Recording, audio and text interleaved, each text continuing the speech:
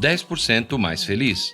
Como aprendi a silenciar a mente, reduzi o estresse e encontrei o caminho para a felicidade. Dan Harris. Todos nós temos uma voz interior que narra muitas coisas que ainda não aconteceram e que podem vir a acontecer. Essa voz é a mesma que nos faz procurar comida na geladeira, mesmo quando não estamos com fome, ou que nos leva a explodir de raiva, mesmo sabendo que não é o certo a se fazer. Porém, esta voz interior não age somente contra nós. Ela também pode ser benéfica, mas se não tivermos cuidado, ela pode nos controlar. Por isso, existem exercícios para sua mente que podem te ajudar a controlar essa voz interior. A meditação pode ser um grande aliado em busca do equilíbrio entre sua realidade interior e a imagem que passa às pessoas. A seguir, você verá como a meditação pode ajudar nesse processo e como ela pode te auxiliar no controle das suas emoções no seu dia a dia em diferentes situações. Fome de ar. Dan Harris era um repórter da ABC em Nova York. Era o seu momento de entrar em ação. No começo correu tudo bem, mas no meio da narração de uma matéria, seu cérebro simplesmente travou. Ele foi tomado por um medo e um pânico repentino. Ele começou a suar e ainda tinha mais 3 notícias para ler. Quando estava nessa onda de pânico, mensagens da sua voz interior vinham à sua cabeça, lembrando que ele estava ao vivo e que precisava sair daquela situação. Esse colapso na TV foi consequência direta de um grande período agindo de maneira impulsiva e automática, em que Dan só pensava em ter sucesso na carreira e viver aventuras. Aos 28 anos, ele foi contratado pela ABC e achava que estava ali devido a um mal-entendido, pois pensava que só chegaria em uma rede nacional quando tivesse seus 40 anos de idade. Dan sempre teve o sonho de trabalhar com telejornalismo. Logo aos 22 anos já era repórter e apresentador de jornal. Ele era fascinado em investigar histórias obscuras, a fim de mostrar algo que poderia ser útil aos telespectadores. Porém, para Dan, o telejornalismo possui 2 lados: o de pessoas que querem fiscalizar interesses públicos e fazer o bem, e o de pessoas que usam essa visibilidade para aumentar seu ego, e isso ocorre muitas vezes de forma irracional. A busca do equilíbrio nesse meio parecia inalcançável para Dan, visto que ele era muito jovem e menos experiente que seus colegas, teria que trabalhar 3 vezes mais se quisesse provar que era bom. Desigrejado. Tratando-se de religião, Dan não se considerava propriamente um ateu.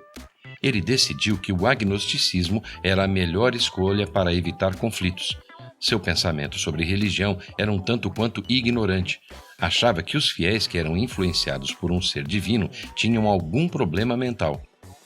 Durante muito tempo, ele fez reportagens envolvendo questões como o aborto, casamento gay e o papel da fé na vida das pessoas. Por isso, estava sempre no meio de conservadores e liberais.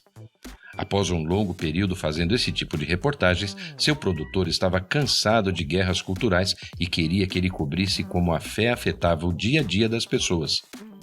Isso levou Dan a uma mega igreja evangélica com mais de 7.500 pessoas.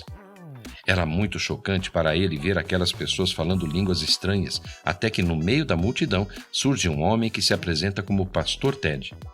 Ele era um dos principais líderes daquela igreja, que na época de sua visita possuía 14.000 membros registrados.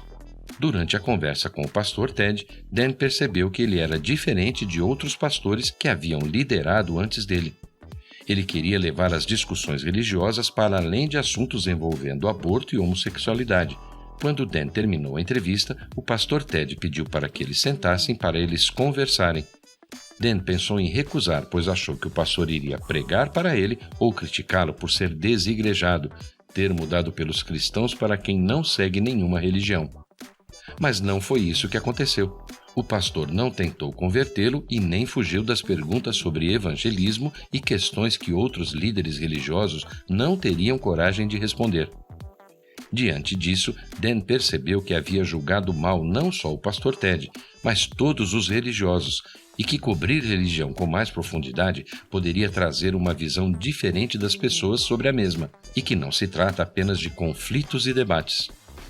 No período em que Dan lidava com ataques de pânico, a pressão no trabalho e a tentação de voltar às drogas, ele nunca imaginou que cobrir religião poderia trazer algum resultado significativo para sua vida.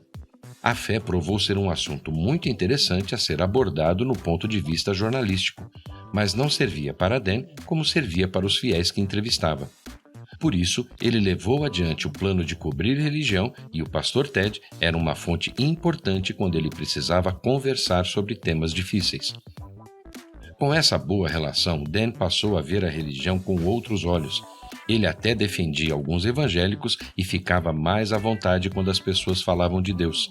Sempre que ia visitar congregações, era muito bem recebido e as pessoas não reagiam mal ao saber que ele não era crente. Quando navegava na internet à procura de ideias para matérias futuras, Dan se depara com a notícia de que o pastor Ted havia sido acusado por um garoto de programa de pagar para fazer sexo e consumir metanfetamina.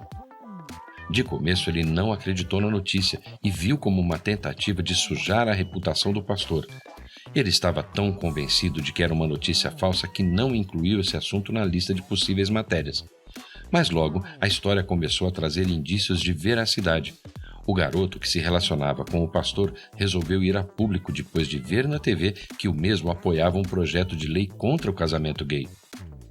Dan ficou totalmente surpreso e atordoado com aquilo ao ver que um homem tão culto, temente a Deus e pai de família pudesse ter uma vida dupla.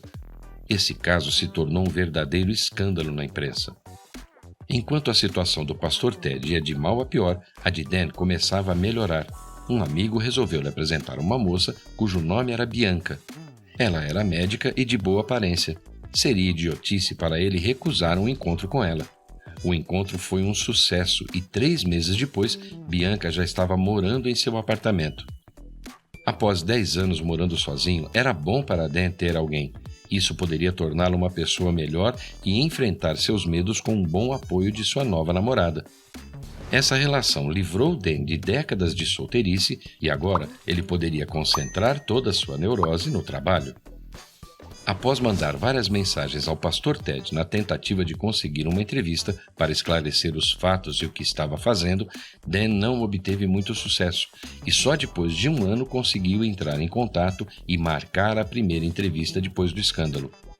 O pastor Ted, que chegou a ser um dos 11 evangélicos mais influentes dos Estados Unidos, agora morava em um apartamento apertado com sua esposa, que não o abandonou mesmo depois de todo o escândalo com sua família. Ele respondeu com convicção todas as perguntas feitas e não negou os fatos, e mesmo depois de toda a polêmica, sua fé não foi abalada. Mesmo pensando várias vezes em suicídio, sentia que tudo aquilo fazia parte de um plano maior. Dan ficou admirado com a atitude do pastor. Sabia que algo diferente ocorria na cabeça dos religiosos e iria tentar descobrir como isso poderia ser útil para ele. Felicidade S.A. O fato de você existir é um evento altamente improvável estatisticamente. E se você não se sentir surpreso por existir, não merece estar aqui. Deepak Chopra. A emissora enviou Dan até Seattle para moderar um debate com o título Satã existe? De um lado, defendendo o não, estava Deepak Chopra e um pastor pentecostal. E do outro lado, defendendo o sim, estava um pastor moderninho e uma ex-prostituta que liderava um grupo evangélico. Dan sabia que Chopra era um dos gurus de autoajuda mais famosos do mundo e que gostava de se envolver em discussões sobre política, ciência e fé. Dan teria que entrevistar os 4 participantes antes do debate. Ele encontrou Deepak em uma sala. O mesmo mostrava-se confiante de que venceria a discussão. Dan aproveitou para fazer perguntas sobre o agora, mas ficou confuso com as respostas e precisava de mais tempo para entender toda aquela conversa sobre viver o momento e espiar a mente do universo. Mas o debate já iria começar e ele tinha que encerrar a entrevista. Então Deepak disse que para ele obter respostas convincentes, teria que passar mais tempo com ele. Então Dan pegou seu número e o guardou. Um tempo depois, ele foi até o endereço que foi lhe dado por Deepak. Além disso, resolveu pesquisar mais sobre seu perfil. E logo ficou óbvio como este homem chegou à lista de celebridades mais ricas na revista Forbes, com uma renda estimada em $22 milhões anuais. Dan via muitas contradições em suas afirmações. Ele dizia sempre viver o presente, mas teclava furiosamente seu celular. Dizia viver num estado de fluxo e espontaneidade natural, mas parecia bastante concentrado em sua autopromoção mundana. Isso fez com que Dan não conseguisse acreditar muito em suas palavras e em como derrotar o ego sem perder a paixão. Ele entrevistou grandes nomes de autoajuda até descobrir que a resposta que procurava não estava ali. O poder do pensamento negativo. Dan tinha uma visão frustrada em relação à meditação devido a uma experiência ruim na infância. Ele foi a uma aula de yoga usando calça jeans e sua professora disse que não era flexível o suficiente para a aula. Então o fez tirar a calça diante de todos os alunos. Isso gerou um certo trauma e com uma posição complicada em relação ao budismo. Para Dan, a meditação era algo ridículo. Ele se imaginava sentado numa dolorosa posição de pernas, praticando o Om e tentando flutuar para o outro mundo. Com seu alto déficit de atenção, parecia impossível para ele fazer uma mente agitada parar de pensar. Depois de ver pesquisas que diziam que a meditação poderia reduzir os efeitos do estresse e da pressão arterial, Dan analisou a possibilidade de ir mais a fundo nesse assunto. Ele leu livros sobre o budismo e viu que não era uma coisa tão chata como parecia ser. Então resolveu praticar diariamente. Ele reserva 10 minutos todos os dias para sentar no chão da sala com as costas no sofá e, quando viaja a trabalho, meditava no chão do hotel. No começo foi muito difícil para ele manter a concentração. Sua atenção se desviava com facilidade e seus pensamentos se perdiam rapidamente. 10 minutos pareciam 10 horas. Mesmo com todas as dificuldades, a meditação mostrava ser eficiente e, mesmo não sendo confortável, era a única solução que Dan havia encontrado. Com o tempo, seus esforços começaram a render frutos e a meditação trouxe resultados para sua vida cotidiana. Em momentos de turbulência, trânsito, ele passou a respirar fundo e concentrar-se no momento presente. A meditação ajudou Dan a se livrar do tédio, que era algo que o consumia por muito tempo, e aproveitava seu tempo livre entre uma tarefa e outra para se concentrar na sua respiração ou apenas observar tudo à sua volta. A meditação pode fornecer algo conhecido como atenção plena. Essa expressão significa olhar tudo o que está acontecendo na sua mente no exato momento, seja raiva, ciúme, tristeza, alegria, e não se deixar levar por isso. Segundo Buda, temos 3 respostas habituais para todas as experiências. Nós queremos, rejeitamos ou ignoramos. Biscoitos, eu quero. Mosquitos, eu rejeito. Instrução de segurança no avião, eu ignoro. A atenção plena seria uma 4ª opção, que consiste em ver o conteúdo na nossa mente sem julgar. Para Dan, isso parecia promissor, porém impraticável. A atenção plena durante a meditação pode ser aplicada no momento em que você está concentrado e sente coceiras ou um desconforto. A ideia é você simplesmente ignorar esses incômodos e continuar se concentrando. Essa prática pode trazer resultados positivos na vida real, diminuindo sua carga emocional e lidando com situações negativas de forma mais passiva. Na tentativa de melhorar sua meditação e obter resultados mais promissores, Dan contou com um método criado por Tara Brach, denominado RAIN, chuva em inglês. R. Reconheça. A. Aceite. I. Investigue. N. Não se identifique. Reconhecer, segundo Brach, consiste em fazer uma pausa diante do que está acontecendo e simplesmente admitir que aquilo é real, que existe. Aceite é quando você mergulha na situação e, como Brach definiu, é oferecer o murmúrio interior do sim. Investigue é quando as coisas se tornam práticas. Depois de reconhecer seus sentimentos e aceitá-los, você deve observar como eles afetam o seu corpo. O último estágio, não se identifique, é entender que quando uma pessoa está furiosa, com ciúmes ou com medo, isso não a tornará permanentemente furiosa, ciumenta ou medrosa. São estados mentais passageiros. O foco da atenção plena é criar um espaço na sua mente para que você possa responder ao invés de reagir. Na visão budista, você não pode controlar o que vem à cabeça. Tudo surge de um espaço misterioso. Perdemos muito tempo julgando a nós mesmos por sentimentos que não surgiram por vontade própria. A única coisa que podemos controlar é a maneira como lidamos com esses sentimentos. Para Dan, isso era tudo o que ele precisava ouvir. Isso poderia ajudar a resolver seus problemas no trabalho. Observar seus sentimentos não iria fazê-los sumir, mas pode parar de fazer você agir às cegas. 10% mais feliz. Após o retiro de 10 dias na Califórnia, Dan volta para o trabalho e logo recebe uma proposta para ser âncora no Good Morning America nos fins de semana. Ele ficou muito feliz e aliviado, achou que toda a sua preocupação com seu futuro na emissora havia terminado, mas houve um desdobramento nessa história, após ser chamado para uma conversa com seu chefe que dizia que ele nunca seria âncora de um telejornal e que não tinha uma boa aparência e nem voz para isso. Dan ficou arrasado com essa situação e saiu da reunião muito decepcionado. Sempre que perguntavam para Dan sobre meditação, ele se fechava ou dava uma palestra falando sobre os benefícios da atenção plena. Mas as pessoas que o ouviam sempre davam um jeito de fugir do assunto. Dan queria mostrar que a meditação não estava deixando ele maluco, como muitos pensavam. Ele queria compartilhar seu aprendizado, só não sabia como. Após várias semanas sem uma solução eficaz, ele resolve se encontrar com sua amiga Chris, que era uma mentora desde quando ele chegou à ABC. Ela logo perguntou por que ele tinha começado com esse negócio de meditação. Para evitar uma resposta que não ia convencê-la, ele simplesmente disse que fazia meditação porque isso deixava 10% mais feliz. Ela pareceu gostar dessa expressão e mostrou estar interessada no assunto. Nesse momento, Dan encontrou o slogan 10% mais feliz. Após ouvir de seu chefe que nunca apresentaria um telejornal diário, Dan resolveu encarar isso de forma budista, levar a sério o ponto de vista do outro e responder em vez de agir.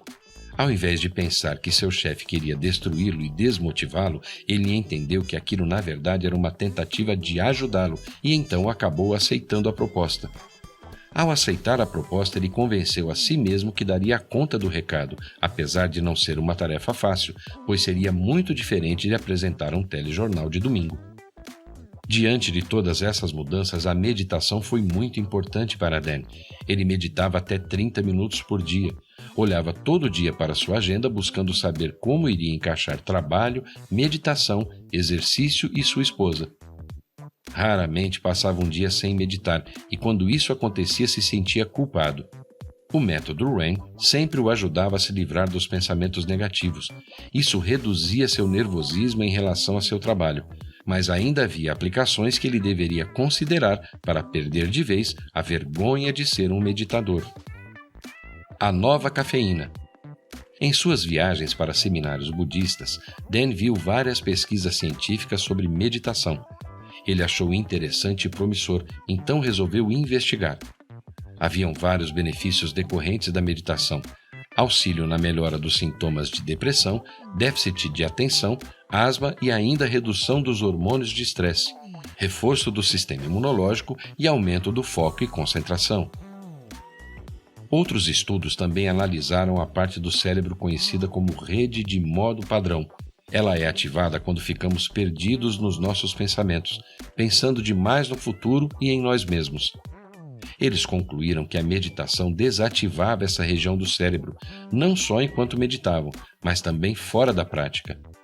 Essas pesquisas acabaram derrubando vários mitos, como o de que o cérebro fica mais lento com a idade adulta. Na verdade, é uma questão de exercício. Assim como precisamos exercitar nosso corpo para nos mantermos saudáveis, nosso cérebro também precisa de exercício e pode ser treinado. Portanto, a felicidade é algo que aprendemos a cultivar. Razões egoístas para não ser um babaca. A maior parte dos problemas, preocupações e tristezas de uma pessoa vem do amor por si mesmo e do egocentrismo. Dalai Lama. Dan chegou para entrevistar aquele que é considerado o ícone internacional da compaixão, Dalai Lama. Dalai, entre os diversos gurus da meditação, era o que Dan menos se agradava, mas após algumas perguntas ele descobriu que tinha o julgado de forma injusta. O fato de amar a si mesmo é natural. Sem isso, os seres humanos seriam robôs sem sentimentos. Porém, desenvolver uma preocupação verdadeira com o bem-estar dos outros é um benefício imenso para a própria pessoa. Esse argumento acendeu uma luz na cabeça de Dan. A prática da compaixão era benefício para você mesmo. Todos somos egoístas, mas podemos ser egoístas sábios ao invés de egoístas idiotas. Portanto, não agir como um babaca pode gerar benefícios para você e não só para os outros. Estudos comprovam que ter compaixão diminui o hormônio causador do estresse, cortisol, e isso é algo que não se obtém somente pela meditação. Um simples ato de compaixão pode gerar grandes benefícios para a sua saúde, como fazer doações para pessoas carentes. Esse tipo de ação produz sensações melhores do que cumprir uma obrigação. Para atingir esse estágio, Dan precisava praticar o ato de meditação também conhecido como metta, então adicionou à sua prática diária. Segundo instruções, ele deveria passar os primeiros 5 ou 10 minutos visualizando e mandando boas vibrações para si mesmo ou um amigo querido, uma pessoa neutra e uma pessoa difícil. Alguns meses depois, essa prática trouxe alguns resultados. Não que Dan tenha se tornado uma pessoa 100% melhor, mas ele percebeu que ser uma pessoa boa era melhor para ele do que fazer isso de forma abstrata, e que passar um tempo todo dia combatendo seu ego poderia torná-lo mais tolerante com as outras pessoas. Fugir de pessoas negativas e manter sempre uma postura positiva. Mas ainda haviam desafios a serem cumpridos por Dan. Seu trabalho exigia que ele fizesse perguntas desagradáveis e rudes às vezes, e isso ia contra a compaixão, mas essa dúvida trouxe um grande destaque na sua vida. Esconda o Zen. A emissora onde Dan trabalhava trocou de chefe, e Ben Sherwood foi anunciado. Ele o conhecia há muito tempo. Eles tinham um bom relacionamento apesar de Dan ter feito matérias para atacá-lo no passado. No começo, tudo parecia muito bem. Ben se mostrou um chefe muito envolvido com o dia a dia de seus funcionários e mandava e-mails a toda hora para Dan. Dan resolveu manter a passividade, sem produzir matérias significantes. Rapidamente, sua estratégia, ou falta dela, trouxe os resultados. Diversos acontecimentos importantes estavam ocorrendo e Dan estava assistindo tudo pelo sofá. Enquanto seus colegas cobriam essas notícias, ele achava que pedir ao seu chefe que lhe enviasse ao invés de seus colegas era falta de compaixão. Enquanto resolvia esse dilema, a situação ficava cada vez pior. Diversos acontecimentos ocorrendo e seu chefe insistia em mandar outros repórteres ao invés de Dan. Pouco tempo depois da chegada de seu novo chefe, Dan resolveu ir para um retiro de meditação metta com duração de 3 dias. Sharon Salzberg, uma amiga de Dan, estava palestrando. Para ela, o maior obstáculo para sentir mudita, termo budista para a alegria pela felicidade dos outros, é a ilusão subconsciente de que qualquer sucesso que a outra pessoa atingiu deveria, na verdade, ser direcionado a você. Após a palestra, Dan conversou com Sharon e falou sobre sua preocupação com o trabalho e de não ser selecionado para cobrir matérias importantes. Ela o aconselhou de que a melhor estratégia seria direcionar a situação para seu próprio benefício. O medo de que algo ruim vai acontecer é maior que o medo do desconhecido, mas a verdade é que não tem como sabermos disso. Quando voltou do retiro, Dan continuava a não ser chamado para matérias importantes, mas achava que estava lidando bem com a situação, e quando pensava em se chatear, mudava o rumo dos pensamentos. Sua esposa achava que ele estava sendo covarde por não reivindicar sua posição jornalística, e após meses sem agir, Dan resolveu marcar uma conversa com Dan. Ao invés de reclamar e mostrar sua insatisfação, ele mudou o rumo da conversa e disse que não se sentia parte do time principal e queria saber como mudar a opinião de seu chefe. Ben negou que ele não era importante para a equipe, pelo contrário, mas deveria mudar sua postura e ser menos zen, ser o cara que lidera e mostrar mais vontade e mais trabalho. Dan percebeu que estava tão preocupado em manter sua passividade que esqueceu de focar na sua carreira. Ao encontrar seu amigo Mark, ele falou sobre sua conversa com seu chefe e seu amigo deu uma sugestão que parecia um slogan: esconda o zen. As pessoas irão tirar vantagem se virem que você está zen demais. Se você se apresentar sempre de maneira pacífica, sem se importar muito, as pessoas não irão te levar a sério. Por isso, esconder o zen é importante. As pessoas devem vê-lo como alguém que precisa ser respeitado. Com isso, Dan entendeu que precisava ser mais autoconfiante e que precisava mostrar trabalho. Começou a aceitar todos os tipos de matéria, desde as mais pequenas até as mais relevantes, o que trouxe elogios por parte de Ben e de seus colegas de trabalho. As coisas estavam indo bem, mas o trabalho de Dan oscilava entre críticas e elogios, e além disso, ficou fora de algumas coberturas relevantes que por um momento quase o fizeram cair num porão emocional. Mas ele lembrou das palavras de seu amigo Mark no jantar que tiveram. Ele queria encontrar o equilíbrio entre a ambição e a tranquilidade, e seu amigo tinha a resposta. Trata-se de desapego. Não devemos nos prender aos resultados. Para uma pessoa que luta para ter sucesso e que se importa com sua carreira, é normal ter ambição. É aí que entra o budismo, nos resultados, porque nem sempre as coisas acontecem como deveriam. Dan entendeu que deveria ser ambicioso, mas de forma sábia, fazer o possível para obter sucesso, mas não se apegar aos resultados, pois se você fracassar, terá forças para se reerguer e dar a volta por cima. Não se apegue aos resultados. Dê o máximo de si e, se fracassar, continue até dar a volta por cima. Exercite sua mente e aprenda a não ser guiado somente pelos sentimentos. Neste livro, você aprendeu que a meditação é vista com maus olhos por muita gente, mas conhecê-la a fundo te permite ver que ela pode trazer muitos benefícios tanto para a sua saúde mental quanto física. É algo que requer muita paciência, concentração e também persistência, pois é algo que não traz resultados do dia para a noite. Porém, sua prática pode melhorar muito sua vida e até trazer o equilíbrio que você tanto procura.